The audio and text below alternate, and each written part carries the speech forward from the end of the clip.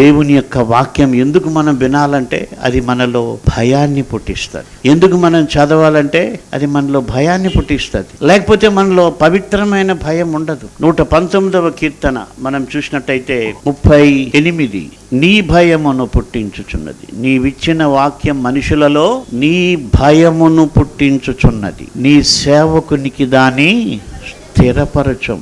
ఎంత అద్భుతమైన ప్రార్థన చేస్తున్నాడు దావీదు. అంటున్నాడు, ప్రభువా నీ వాక్యంలో శక్తి ఉంది నాయన, అది మనుషుల్లో నీ భయాన్ని పుట్టిస్తుంది, అది నాకు స్థిరపరచు. ఎందుకంటే నీ వాక్యం భయం పుట్టిస్తే నేను తప్పుడు పనులు చేయలేను. ఆహాబు లాంటి దుర్మార్గునిలో భయం పుట్టించింది కదా దేవుని వాక్యం. వాడు విశ్వాసం కాదు. అయితే దేవుని వాక్యానికి ఉన్న గొప్ప శక్తి ఏంటంటే మనుషుల్లో భయాన్ని పుట్టిస్తారు. అందుకే వాక్యం ప్రకటించబడాలి, అందుకే వాక్యం చదవాలి.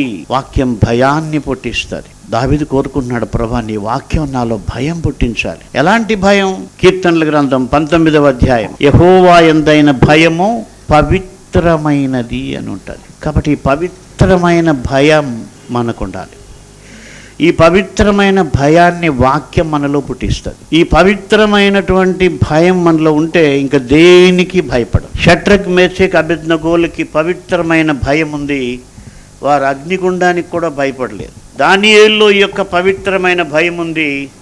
అందుకే సింహాల గుహకు కూడా ఆయన భయపడలేదు. ఒక రకంగా చెప్పాలంటే మనలో భయాలు ఎందుకు ఎక్కువ ఉంటాయంటే ఈ పవిత్రమైన భయం లేకపోవటం.